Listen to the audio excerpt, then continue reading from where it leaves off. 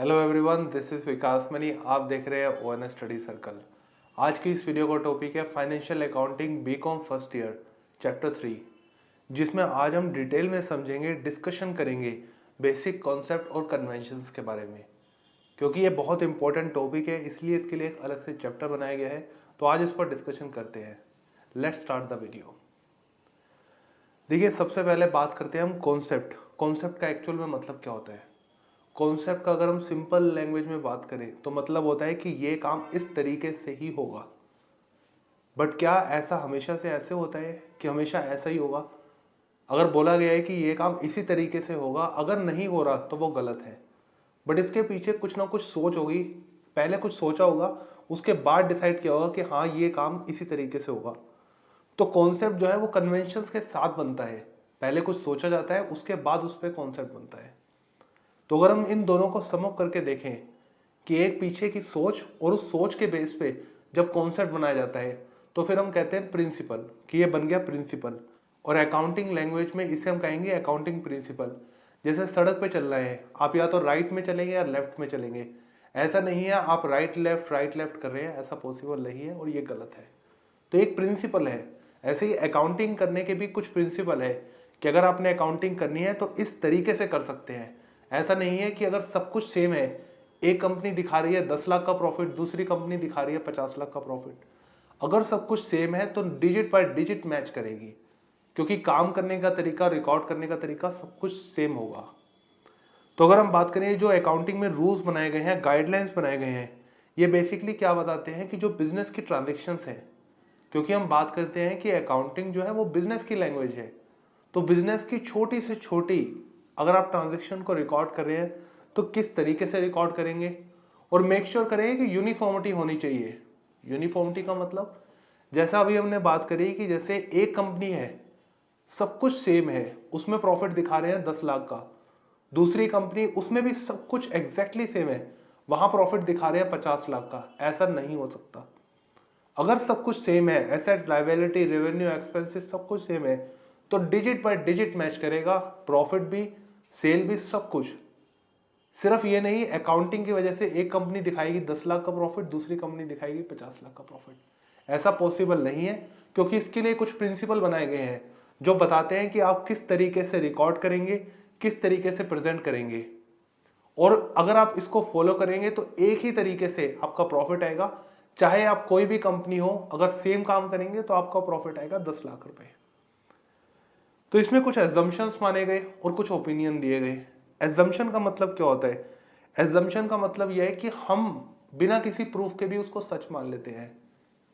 जैसे जैसे कई बार हम कहते हैं कि अगर ये करोगे तो वो सही होगा। बट क्यों होगा? क्योंकि जनरली ऐसा होता आया है। तो इसलिए एजम्पशन में क्या होता है कि जिसमें कोई प्रूफ की रिक्वायरमेंट नहीं होती। अगर कोई बिजनेस पिछले 30 सालों से अच्छा परफॉर्म कर रहा है तो इस साल भी मोस्ट लाइकली वो अच्छा ही परफॉर्म करेगा। ये एक एजम्पशन माना जाता है, अनलेस कि उसमें कोई बहुत बड़ा चेंज हुआ है। तो ये कुछ एजम्पशंस होते हैं, और एजम्पशंस क्या बताते हैं कि किस तरीके से आप बिजनेस के ट्रांजेक्शन्स को रिकॉर्ड करेंगे। अब एक बात करते हैं कि ये जो अकाउंटिंग कॉन्सेप्ट होते हैं, क्या इसमें कोई डेवलपमेंट होती है? The answer is yes. Time to time इसमें डेवलपमेंट्स आती है। बट डेवलपमेंट आती क्यों है? अब इसको समझने के लिए आज से 30 साल पीछे जाते हैं। 30 साल पहले अगर आपने इंटरनेशनल कहीं किसी से बात करनी थी तो उसके लिए आप आईएसडी बूथ पर कॉल करते थे, बहुत ज़्यादा अमाउंट लगता था। बट आज की डेट में आप घर बैठे बैठे इंटरनेट की फैसिलिटी को यूज़ करके इंटरनेशनल कॉल कर सकते हैं, घंटों बात कर सकते हैं। तो ये क्या है? ये टेक्नोलॉजी का चेंज है। तो ऐसे ही अगर हम बिजनेस लेवल पे बात करें, बिजनेस लेवल पर भी बहुत चेंज आए हैं। पहले हम एक पर्टिकुलर जगह पर ही बिजनेस कर सकते थे। अब ये नहीं है कि सिर्फ हम कंट्री लेवल पे, बट हम इंटरनेशनल लेवल पर भी ऑनलाइन से या फिर बहुत सारे मीडियम है, किसी से टाइप करके इंटरनेशनल लेवल तक अपने बिजनेस को लेके जा सकते हैं। तो जब इतने चेंजेस आ रहे हैं बिजनेस करने के तरीकों में, बिजनेस करने के ऑप्शंस इतने ज़्यादा बढ़ रहे हैं, तो ऑफकोर्स अकाउंटिंग जो कॉन्सेप्ट आज से 30 साल पहले बनाए गए थे उसमें कुछ चेंजेस करने की, कुछ डेवलपमेंट्स करने की रिक्वायरमेंट है। तो इसीलिए टाइम टू टाइम जैसे जैसे बिजनेस की स्ट्रेटेजीज चेंज होती है, ग्लोबलाइजेशन जैसे जैसे बढ़ता है, अकाउंटिंग कॉन्सेप्ट भी उसी हिसाब से डेवलप होते हैं। दूसरा क्या होता है? लॉ। लॉ का मतलब, अब देखिए जैसे लॉ था पहले एक पर्टिकुलर बिजनेस के सेक्शन को कवर करता था। आज की डेट में बिजनेस करने के जितने ज़्यादा तरीके हमारे पास अवेलेबल हैं, आज से 20 साल पहले उतने नहीं थे। तो जो लॉ 20 साल पहले जितने बिजनेस को कवर कर रहा था, अब उससे ज़्यादा स्कोप को अपने बढ़ाना पड़ेगा, क्योंकि बिजनेस करने के तरीके बढ़ रहे हैं। तो लॉ को उन सभी तरीकों को कवर करने के लिए अपनी लिमिटेशंस को बढ़ानी पड़ेगी। तो लॉ की रिक्वायरमेंट्स भी बढ़ेगी। तो अगर लॉ की रिक्वायरमेंट बढ़ती है तो फिर आपको अकाउंटिंग कॉन्सेप्ट को डेवलप करना पड़ेगा जो आज के लॉ को फुलफिल कर सके, उसकी रिक्वायरमेंट को। तो अगर हम बात करें अकाउंटिंग कॉन्सेप्ट की, एक तो ग्लोबलाइजेशन की वजह से, और जब उसके अकॉर्डिंग लॉ में कुछ चेंजेस आते हैं उसकी वजह से अकाउंटिंग कॉन्सेप्ट को डेवलप किया जाता है कि वो आज की करंट सिचुएशन को हैंडल कर पाए, मैनेज कर पाए। अब समझते हैं कुछ अकाउंटिंग बिजनेस के कॉन्सेप्ट को। अब इसके लिए आज की इस वीडियो में हम कुछ कॉन्सेप्ट्स पे डिस्कस करें हैं, बाकी पेंडिंग कॉन्सेप्ट हम नेक्स्ट वीडियो में डिस्कस करेंगे। मीनवाइल मैं आपसे रिक्वेस्ट करना चाहूंगा, अगर आपको हमारे एफर्ट्स पसंद आ रहे हैं तो इस वीडियो को लाइक और शेयर जरूर करें और हमें मोटिवेट करें इस चैनल को सब्सक्राइब करके। तो शुरू करते हैं आज की इस वीडियो का पहला कॉन्सेप्ट, जो है बिजनेस एंटिटी कॉन्सेप्ट। अब बिजनेस एंटिटी कॉन्सेप्ट क्या है? इसमें जो बिजनेस है और जो बिजनेसमैन है, जो बिजनेस का ओनर है, उन दोनों को अलग अलग माना गया है। पहले समझते हैं कि ऐसा क्यों है। अब जैसे मान लीजिए आपने एक दुकान खोली जिसमें आप जूते चप्पल बेच रहे हैं। अब उस दुकान से एक पर्टिकुलर महीने में आपका प्रॉफिट हुआ फॉर एग्जाम्पल 30,000 रुपये, बट आपके अपने पर्सनल खर्चे भी हैं, आप कहीं अकाउंटेंट का काम भी कर रहे हैं। तो अगर आप वो खर्चे मिक्स कर देंगे या वो इनकम मिक्स कर देंगे तो क्या आपको पता लग पाएगा कि वो बिजनेस जो आप चला रहे हैं, जूते चप्पल जो आप बेच रहे हैं, वो जो बिजनेस चला रहे हैं उससे आपको प्रॉफिट हो रहा है या लॉस हो रहा है? कुछ नहीं पता लग पाएगा, क्योंकि आपने अपने पर्सनल खर्चे भी उसमें मिक्स कर दिए, पर्सनल इनकम भी मिक्स कर दी। तो कहाँ किससे कितनी इनकम आ रही है कुछ नहीं पता लग पाएगा, कहाँ खर्चा हो रहा है, किसको कंट्रोल करना है, कुछ नहीं पता लग पाएगा। तो इसके लिए, इस प्रॉब्लम को हैंडल करने के लिए एक कॉन्सेप्ट बनाया गया, बिजनेस एंटिटी कॉन्सेप्ट, जिसमें यह बोला कि जो बिजनेसमैन है, जो बिजनेस का मालिक है, और जो बिजनेस है, उन दोनों की अपनी अलग अलग पहचान है। जब आप अकाउंटिंग करेंगे, बिजनेसमैन की अलग अकाउंटिंग होगी और बिजनेस की अलग अकाउंटिंग होगी। बट लॉ के टर्म में ऐसा नहीं है। लॉ के टर्म में फॉर एग्जांपल अगर सोल प्रोप्राइटर है, आप अकेले मालिक है या फिर पार्टनरशिप में बिजनेस कर रहे हैं, उस केस में आप में और आपके बिजनेस में डिफरेंस नहीं होगा। बट अकाउंटिंग टर्म में, क्योंकि हमें ये फाइंड आउट करना है कि प्रॉफिट कहाँ कितना है, बिजनेस का प्रॉफिट कितना है, तो अकाउंटिंग के हिसाब से अगर हम देखें, वहां आपकी अलग पहचान है, आपके बिजनेस की अलग पहचान है। अब इसके ऑब्जेक्टिव्स, ऐसा करने के आपको क्या फायदे मिलते हैं? जैसा हम देख रहे हैं, अगर आप ऐसा करेंगे तो बिजनेस का सही प्रॉफिट आप कैलकुलेट कर पाएंगे, कितना प्रॉफिट हुआ है, कितना लॉस हुआ है, कितना पैसा लगाने पर कितना प्रॉफिट हो रहा है, ये सब आप सही पता कर पाएंगे। जो बिजनेस का ओनर है उसके पर्सनल खर्चे या पर्सनल इनकम इसमें ऐड नहीं होती। दूसरा, जैसे जो फाइनेंशियल पोजीशन, आपका बिजनेस कहाँ पर खड़ा है इस वक्त, क्या आपका बिजनेस आने वाले टाइम में आपको प्रॉफिट देगा या नहीं, वो सब आप सही से एस्टिमेट कर पाएंगे, क्योंकि इसमें बिजनेस ओनर के पर्सनल खर्चे या फिर पर्सनल इनकम इन्वॉल्व नहीं होती। तो ये है बिजनेस एंटिटी कॉन्सेप्ट। अब बात करते हैं अगले कॉन्सेप्ट की, जो है मॉनेटरी कॉन्सेप्ट। मॉनेटरी कॉन्सेप्ट मतलब, जैसे हम बात करें मॉनेटरी, अब इसमें कहीं ना कहीं मनी साउंड कर रहा है, और बिल्कुल इसी फैक्ट पे ये कॉन्सेप्ट बेस्ड है। कोई भी बिजनेस ट्रांजैक्शन जिसको आप मनी में बात कर सकते हैं, जैसे मैं कह सकता हूं कि अगर सेल है किसी कंपनी की, वो 10 लाख की हुई है, ऑफकोर्स ये 10 लाख एक नंबर है जिसको मैं मनी में बात कर रहा हूं, तो ये मॉनेटरी टर्म्स है, इसको मैं रिकॉर्ड कर सकता हूं। बट अगर मैं बोलता हूं कि आपके पास बहुत अच्छे एम्प्लॉइज हैं, तो क्या ये इसको आप मनी में रिकॉर्ड कर सकते हैं? नहीं, तो इसको आप रिकॉर्ड नहीं करेंगे। मतलब उन्हीं ट्रांजेक्शन्स को रिकॉर्ड करेंगे जिनकी मॉनेटरी वैल्यू है। अब इसमें एक क्वेश्चन उठता है कि मनी टर्म्स में ही क्यों रिकॉर्डिंग करते हैं?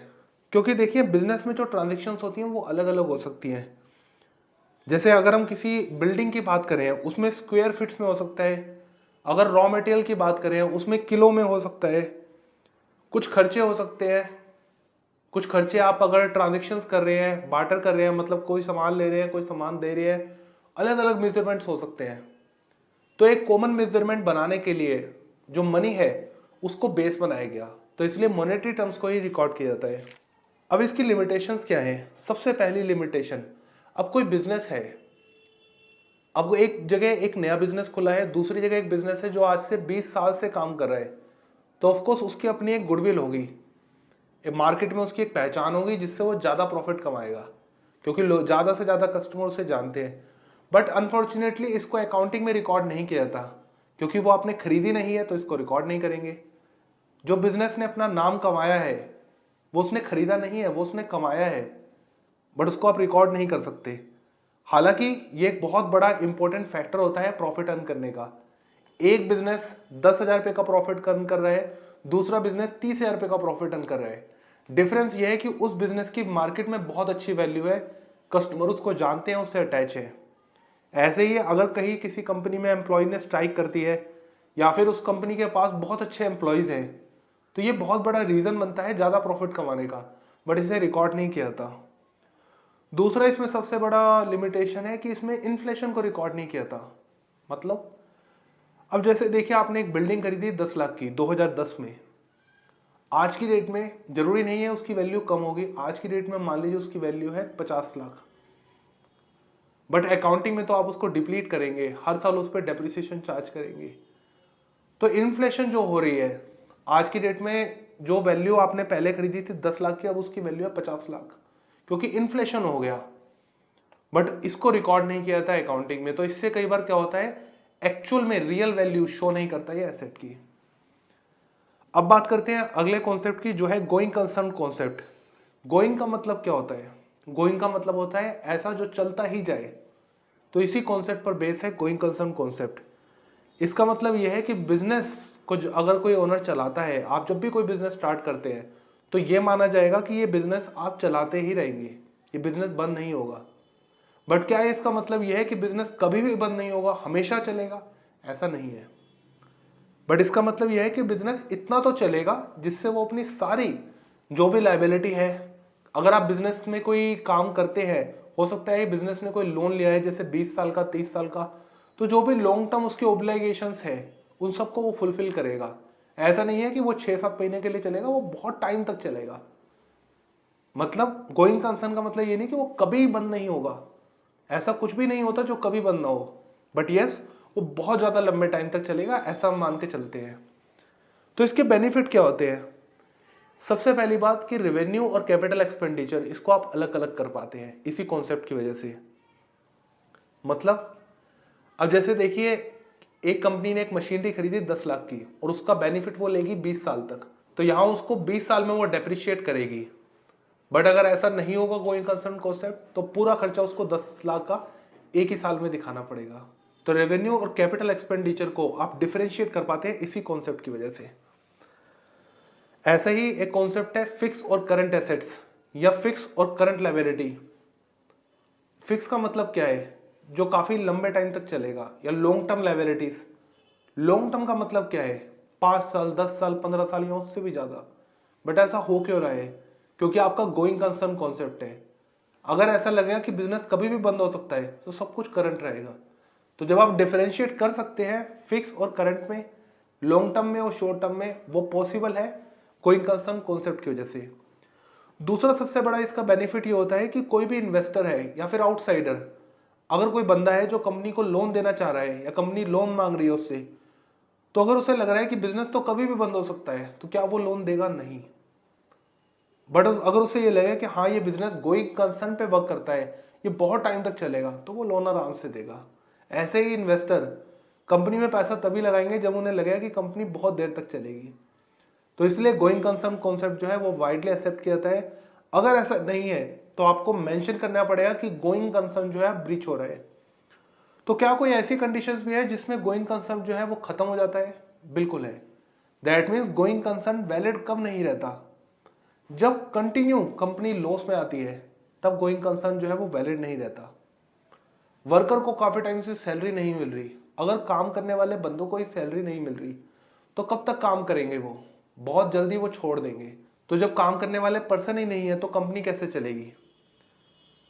और दूसरा, अगर कंपनी इंटरेस्ट या प्रिंसिपल अमाउंट पे नहीं कर पा रही, कंपनी ने कहीं से उधार लिया है, उधारी चुका नहीं पा रही, उधारी तो छोड़ो, उसके साथ साथ वो इंटरेस्ट तक, ब्याज तक नहीं दे पा रही, तो इससे क्या होगा, कंपनी के ऊपर केसेस होंगे, फाइल्स होंगे, अल्टीमेटली क्या होगा, कंपनी को फोर्सफुली बंद किया जाएगा। तो अगर कंपनी बंद नहीं हुई है बट बंद होने वाली है, ये उसके कुछ साइंस है जिससे पता लगता है कि अब कंपनी कुछ ज्यादा देर तक नहीं चलेगी, तो ऐसे केसेस में गोइंग कंसर्न जो है वो वैलिड नहीं होगा। अगला कॉन्सेप्ट है कोस्ट कॉन्सेप्ट। कोस्ट कॉन्सेप्ट सिर्फ फिक्स एसेट्स पे अप्लाई होता है, करंट एसेट्स पे नहीं। करंट एसेट्स के केस में क्या होता है, कॉस्ट प्राइस, अगर रॉ मटेरियल आपने खरीदा 10,000 रुपये का बट उसकी मार्केट में वैल्यू है अब 9,000 रुपये, तो दोनों में से जो भी लोअर होगा उस पर आप रिकॉर्ड करेंगे। ऐसा क्यों है, क्योंकि ये बड़ी जल्दी खत्म हो जाता है, ये करंट एसेट्स में आता है जो 1 साल या उससे भी कम टाइम में कंज्यूम हो जाएगी, तो इसलिए कॉस्ट प्राइस या मार्केट प्राइस दोनों में से जो कम होगा उस पर आप रिकॉर्ड करेंगे अपनी करंट एसेट्स को। बट फिक्स एसेट्स को कॉस्ट कॉन्सेप्ट के बेस पे काम करेंगे। मतलब अगर एक मशीनरी खरीदी, 10 लाख रुपए की मशीनरी है, अमाउंट पे किया 10 लाख रुपए, इंस्टॉल करने के लिए 10,000 रुपये खर्चे, और फिर वहां से जहां से मशीनरी आपने खरीदी है अपनी जगह पे लाने के लिए, फैक्ट्री में उसको सेट करने के लिए कि हाँ वो रेडी टू यूज है, आपने 20,000 रुपये और खर्चे, तो 10 लाख, 10,000 और 20,000, तो टोटल 10,30,000 आप इसको रिकॉर्ड करेंगे, क्योंकि टोटल जो खर्चा मशीन को रेडी टू यूज में लाने रखने के लिए आपका है 10,30,000, तो यहां आप कॉस्ट लिखेंगे 10,30,000। बट ये कॉन्सेप्ट एक और बात बताता है, अगर कंपनी कुछ पे नहीं कर रही किसी एसेट के लिए तो उसे आप रिकॉर्ड नहीं करेंगे। मतलब अगर कंपनी कोई गुडविल अर्न करती है, जैसे एक कंपनी है जो पिछले 20 सालों से बिजनेस कर रही है, तो ऑफकोर्स उसका एक बहुत बड़ा कस्टमर बेस होगा, बहुत सारे लोग उसे जानते होंगे, उसकी मार्केट में अपनी एक वैल्यू होगी, अपना एक नाम होगा। बट क्या ये नाम कमाने के लिए उसने कुछ पे किया है? नहीं, तो इसे रिकॉर्ड नहीं कर सकते एज एन एसेट्स। अगर गुडविल खरीदते हैं, किसी कंपनी का नाम या लोगो खरीदते हैं, फ्रेंचाइजी लेते हैं, तो वो आप पे कर रहे हैं, उस केस में आप रिकॉर्ड करेंगे, बट खुद से बनाई हुई गुडविल को आप रिकॉर्ड नहीं करेंगे। ऐसा पॉसिबल है कॉस्ट कॉन्सेप्ट की वजह से। इसके बेनिफिट क्या है?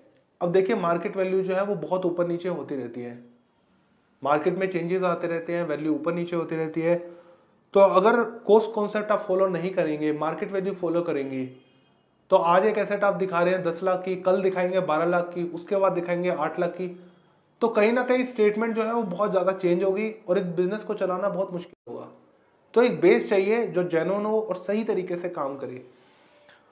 दूसरा है वेरीफाइबिलिटी। आपने अगर कोई मशीनरी 10 लाख की खरीदी है, आपके पास स्टेटमेंट है, इनवॉइस है, स्लिप है कि हाँ आपने पेमेंट खरीदी है 10 लाख रुपए की, तो वेरीफाई कर सकते हैं। बट मार्केट वैल्यू को आप कैसे वेरीफाई करेंगे?